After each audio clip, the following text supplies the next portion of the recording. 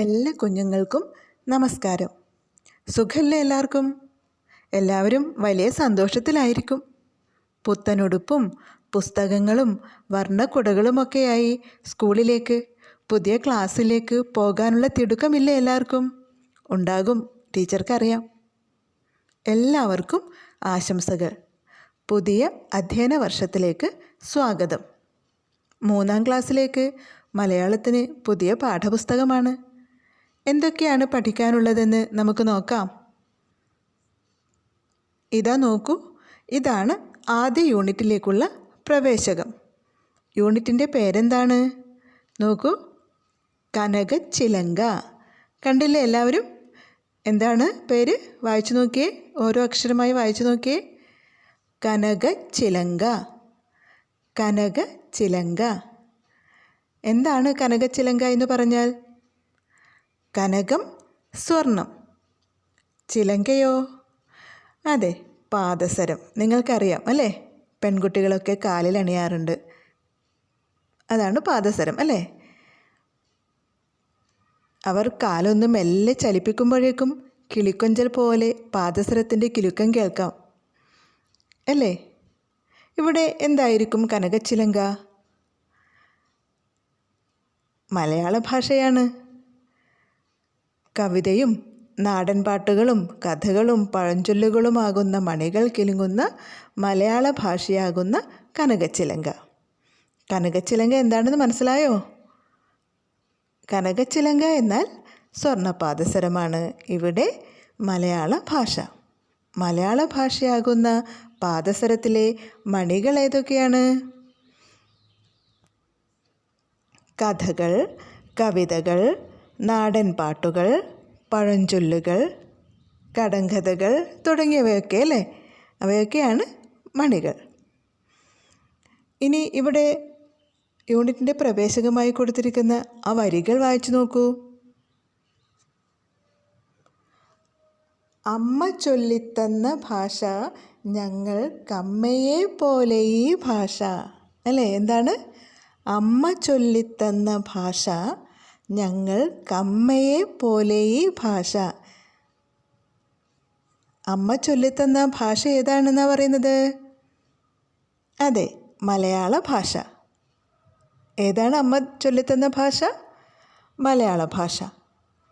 നമുക്ക് കടങ്കഥകളും പഴഞ്ചൊല്ലുകളും പാട്ടുകളുമൊക്കെ പാടിത്തരുന്നത് അമ്മയാണല്ലേ ആദ്യം തന്നെ. അതുപോലെ ചോറ് വാരിത്തരുന്നത്, കഥകൾ പറഞ്ഞു തരുന്നത്, നെഞ്ചോട് ചേർത്ത് ഉറക്കുന്നത് അല്ലേ, താരാട്ട് പാടിക്കൊണ്ട് സ്നേഹത്തോടെ ഉമ്മ തരുന്നത് എല്ലാം അമ്മയാണല്ലേ. അപ്പോൾ അമ്മയാണ് നമുക്ക് പാട്ടുപാടിത്തരുന്നതും കഥകൾ പറഞ്ഞു തരുന്നതുമെല്ലാം അമ്മയുടെ ഭാഷയിൽ അല്ലേ. അമ്മയുടെ ഭാഷ ഏതാണ്? അമ്മയുടെ മാതൃഭാഷ മലയാള ഭാഷ അല്ലേ. അമ്മയുടെ ഭാഷയാണ് നമ്മുടെയും ഭാഷ. മാതാവിൻ്റെ ഭാഷ മാതൃഭാഷ. നമ്മുടെ മാതൃഭാഷ ഏതാണ്? മലയാളമാണ് അല്ലേ. അപ്പോൾ മലയാളമാകുന്ന മാതൃഭാഷ നമുക്ക് അമ്മയെപ്പോലെയാണ്. അമ്മ നമുക്ക് എന്തൊക്കെ തരുന്നു സ്നേഹത്തോടെ, അതൊക്കെ ഭാഷയും തരുന്നു. അമ്മ കഥകൾ ചൊല്ലിത്തരുന്നു, പാട്ട് പാടിത്തരുന്നു, പഴഞ്ചൊല്ലുകൾ പറഞ്ഞു തരുന്നു. അതുപോലെ ഭാഷയും നമുക്ക് ഒരുപാട് അറിവുകൾ നൽകുന്നു. അപ്പോൾ നമ്മുടെ മാതൃഭാഷ നമ്മുടെ മാതാവിനെ പോലെയാണ് എന്നാണ് കവി പറയുന്നത്. എന്താണ് കവിയുടെ പേര്? പി.ടി. ഭാസ്കര പണിക്കർ. പി.ടി. ഭാസ്കര പണിക്കർ എഴുതിയ ഭാഷയെക്കുറിച്ചുള്ള കവിതയാണ്. കവിതയിലെ 2 വരികളാണ് നമുക്ക് പ്രവേശകമായി തന്നിട്ടുള്ളത്. മറ്റൊരു കവി ഭാഷയെക്കുറിച്ച് പറഞ്ഞിട്ടുള്ളത് എന്താണെന്നറിയോ നിങ്ങൾക്ക്? മിണ്ടിത്തുടങ്ങാൻ ശ്രമിക്കുന്ന പിഞ്ചിളം ചുണ്ടിന്മേലമ്മിഞ്ഞ പാലോടൊപ്പം അമ്മ എന്നുള്ള 2 അക്ഷരമല്ലയോ സമ്മേളിച്ചിടുന്നതൊന്നാമതായി. മറ്റുള്ള ഭാഷകൾ കേവലം ധാത്രിമാർ, മർത്യനു പെറ്റമ്മ തൻ ഭാഷ താൻ.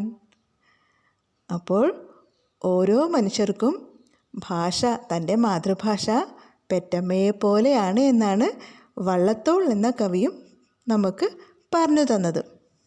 മനസ്സിലായോ നിങ്ങൾക്ക് ഭാഷയുടെ പ്രാധാന്യം? യൂണിറ്റിലെ 1ാമത്തെ പാഠം നമുക്ക് അടുത്ത ക്ലാസ്സിൽ നോക്കാം.